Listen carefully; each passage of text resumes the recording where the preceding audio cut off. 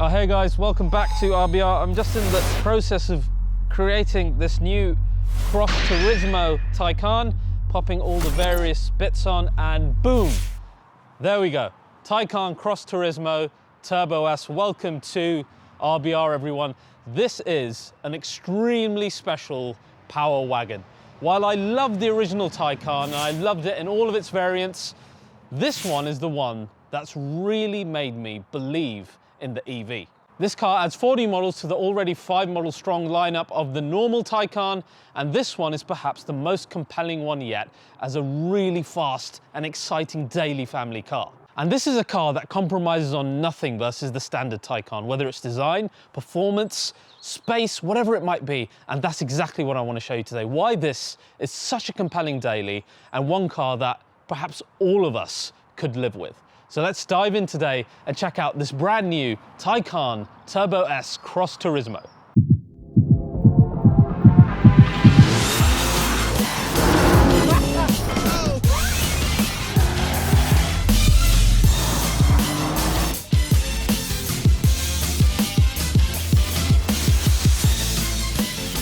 So guys, today's episode welcomes back a returning sponsor, Raid Shadow Legends, the fantasy RPG with PvP battles and more.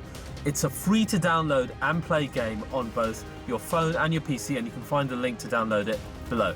So guys, Raid is one of the first ever to support RBR, so I've got a real soft spot for them, but beyond that, it's a great game. And beyond the console level graphics on your phone and the huge amount of champions and missions to do, the thing that I love about Raid Shadow Legends is how much content they put out regularly again and again every year for their current players. At the moment, they've just released 11 new champions. They also added 5 tough new levels to almost every single dungeon in the game. 200 new missions, and if you complete everything, you get a free champion at the end of it. The best update for me, however, is introducing this brand new faction that they've just added. It's called the Shadowkin, and it's based on kind of medieval Japan, which I love because I love anime. And you can see the champions here. You've got like ninjas, you've got samurais, and loads of different Eastern Asian references and inspiration, which I think is so cool. And they're adding all of this alongside the millions of things that you can already do in the game. So guys, please do download it. It really helps and supports RBR. It's free to play and download anyway, and it really is a high quality game where the developers are consistently supporting the current players, which I love. So the link is in the description below, and you can find me in the game as well. Thank you again, and thank you to Raid Shadow Legends. So guys, Cross Turismo, I fought for this particular spec because I love the way it looks in Neptune Blue. Plus it was Turbo S versus the other car that was a normal turbo. Plus this has been abused in gravel mode, which I really wanted to show you guys how it's taken the abuse. Plus it's so bloody fast. And you'll see that later on when we do the launch control, so stick around for that. Now this is one of those cars that you absolutely have to see in person to judge it properly. When I first saw the Cross Turismo press shots, I thought to myself, I'd rather wait for the upcoming Sport Turismo, which will be more like the standard Taycan without the off-road bits. But having seen this in person, with the off-road package and the extra design quirks that this has, I really love this compared to the standard Taycan, and we'll get onto the design in a minute. So let's first talk about the differences between the standard Taycan and the Cross Turismo. The first great thing is you get the Performance Battery Plus as standard across the board on all Cross Turismo. And that's like a 4K option on the Taycan that basically everybody goes for because it gives you the extra range and performance. So that means we get that 2-tier performance battery system that sits nice and low on the car with 33 cell modules, 12 cells each. So we're talking 396 total. The point is, you get what is the most important option on the normal Taycan as standard on this.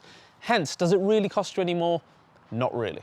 Just like all other Taycans, the Cross Turismo has the permanently synchronous electric motor, which is a much better motor than using the ASM version that you'd see on something like a Tesla.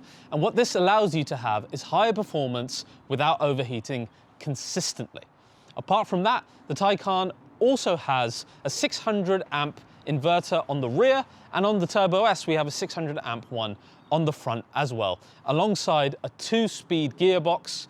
Your first gear handles everything including the launch control, and second gear handles the higher speeds and then takes over without any discernibility to the driver. So on the Turbo S, that gives us 635 brake horsepower on the road, 761 on only our launch control overboost, so only available on launch control. You've got a permanently available 1,050 Newton meters of torque, which is crazy, and the 0 to 60 is said to be 2.9 seconds.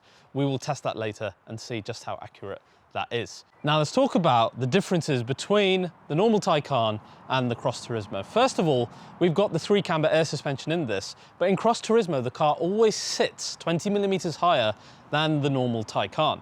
And that's best shown by the gravel mode, which sets you to the highest level. Now there's 5 different suspension levels in this. In each case, it is higher by 20 millimeters than the corresponding level that you have in the normal Taycan.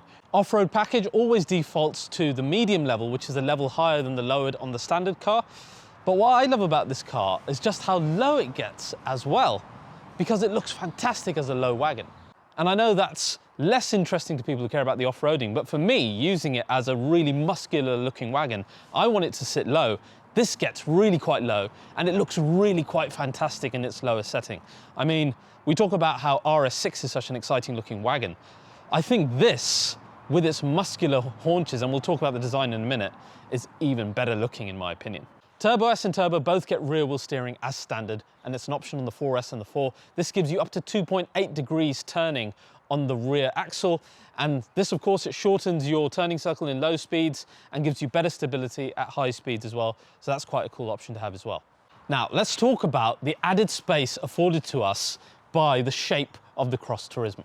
I adore the rear of this car, more on that in a minute, but this is where all the action is in terms of the space that Porsche managed to create.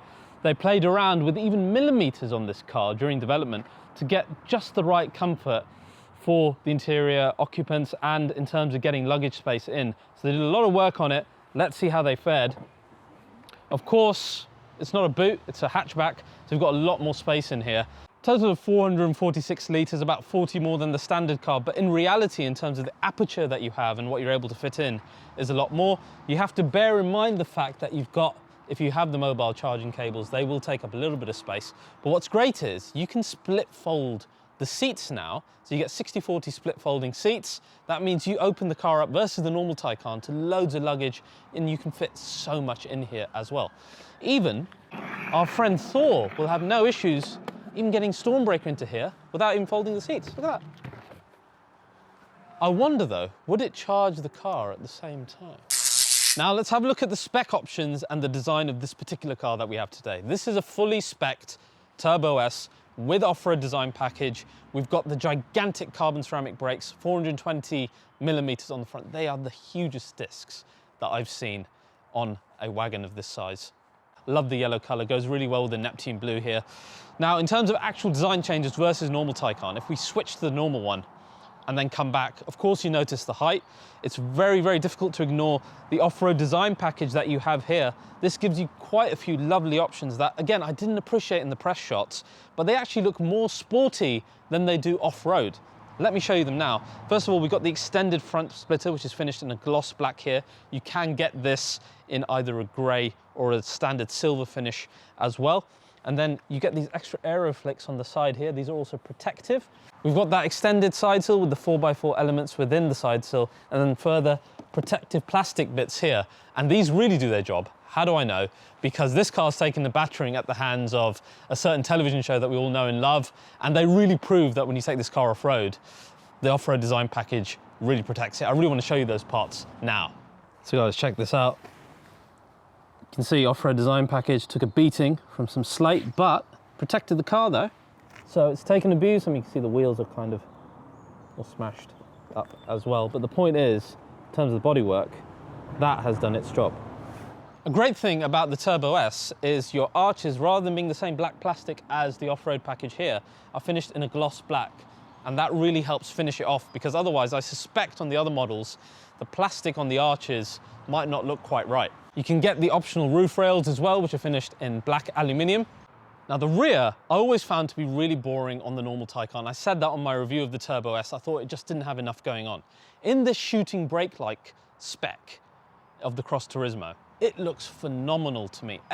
You've got that lovely roof line, but having the roof the way it is accentuates how broad the shoulders on the rear arches are. I mean, you think RS6 looks wide, it's got nothing on this car. Believe me, this looks like a shooting brake 911 from the rear. I absolutely love it. And the diffuser, thanks to the off-road design package, even more exciting. Again, something that I found boring in the normal Taycan. So, as I said, seeing it in person versus seeing it in the shots, it makes this thing look like a shooting brake supercar, especially in this extremely well done spec. Well done, Germany, on that.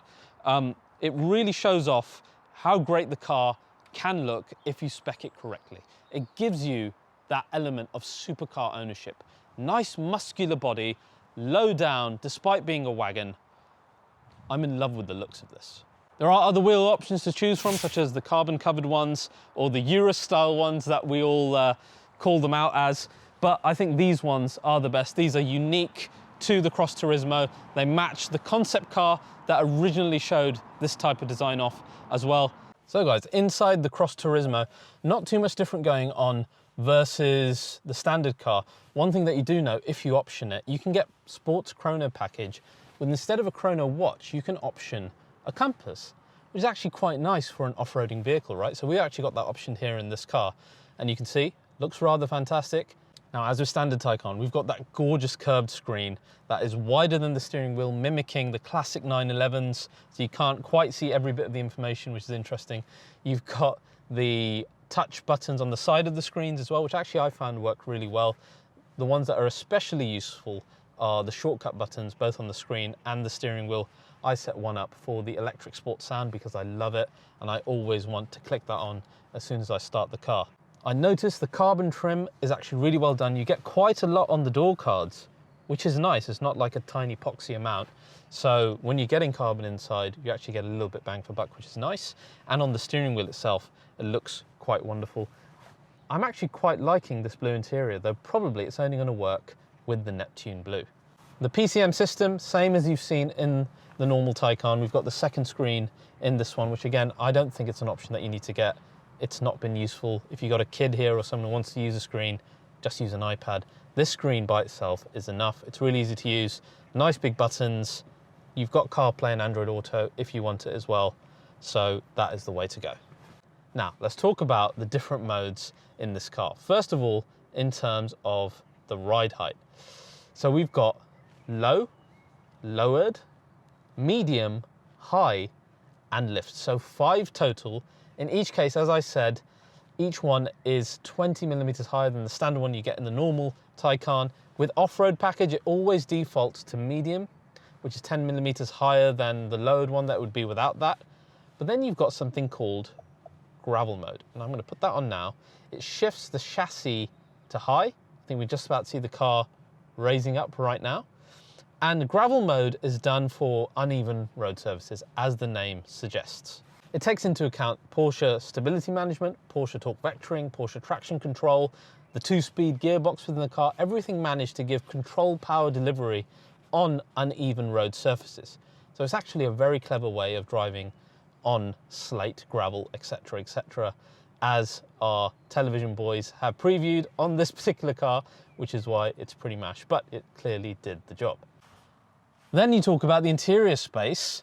It's a lot more headroom than the normal Taycan. We got 47 millimeters more. You get the panoramic sunroof, which again gives you more headroom. And this has got no transverse crossbow, so it's one big piece of glass, which you'll rarely see on any car. Again, lets in loads of light, and it's got thin metallic sheets in there to stop infrared radiation, so you don't actually need a cover either. It's actually quite a clever piece of glass.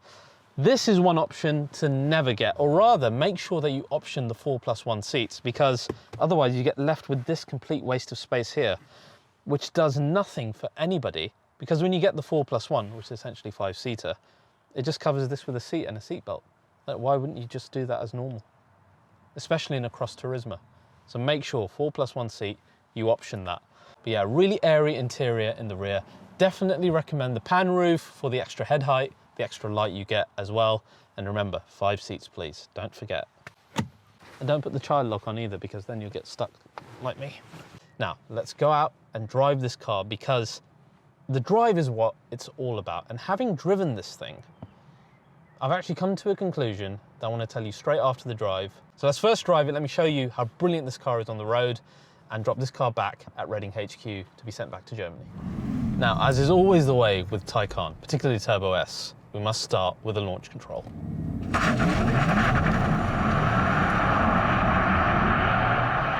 So out here when I'm filming today, it's very wet compared to the footage we took that day. So 3.3 seconds, not bad for a very, very wet day.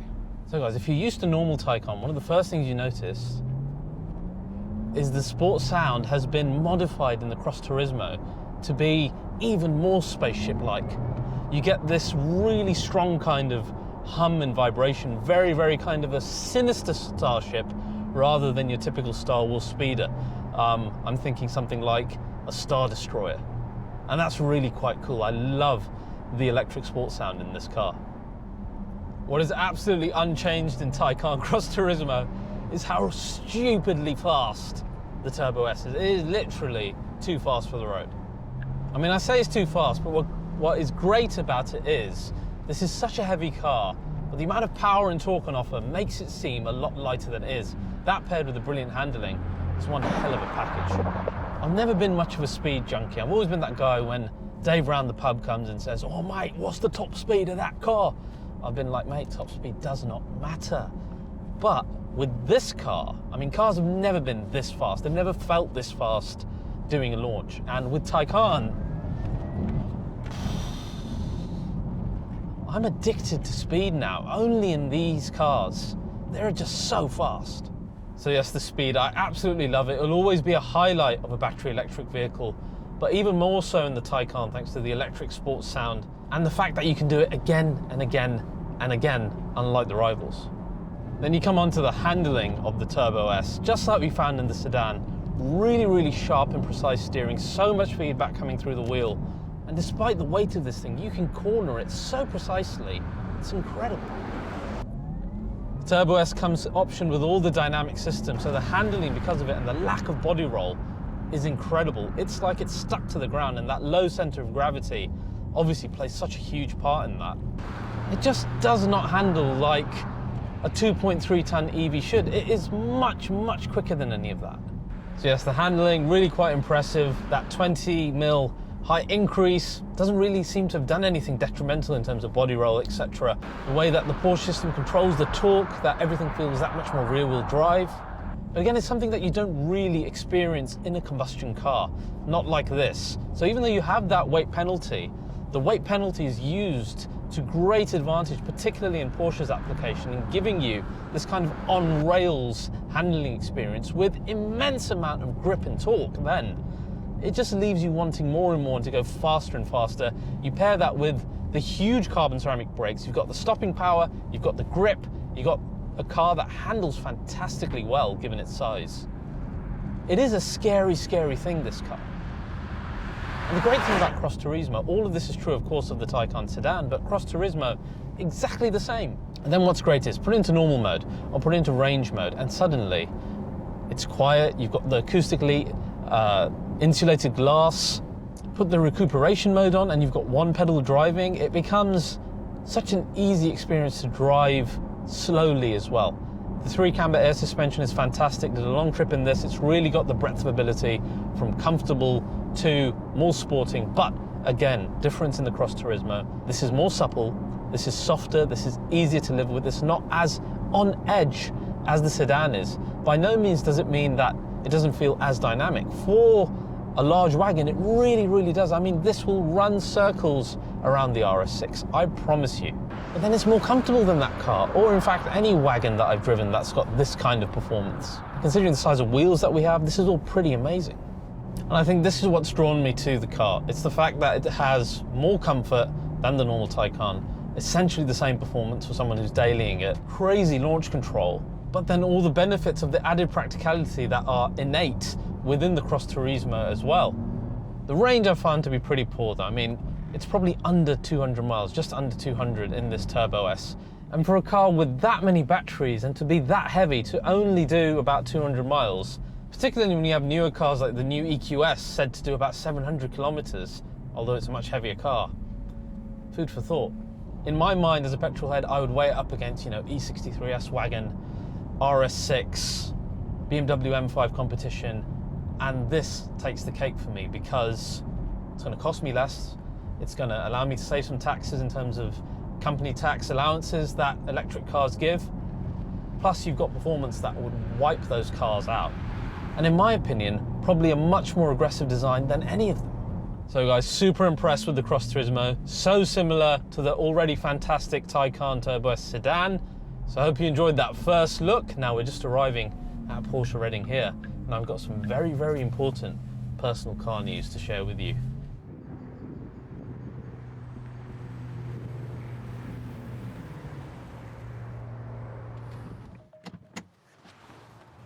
So guys, here we are at Porsche Centre Reading to hand the car back. It's off to Germany, sadly. But big news, yes, you've already guessed it.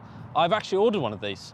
So I've ordered a Cross Turismo 4S. I found that one to be the sweet spot in all the Taycans, but then in Cross Turismo form, it has to be. I love the way that this car looks. It's going to be my first ever battery electric vehicle. As a traditional petrol head who loves V8s, this is a huge change for me.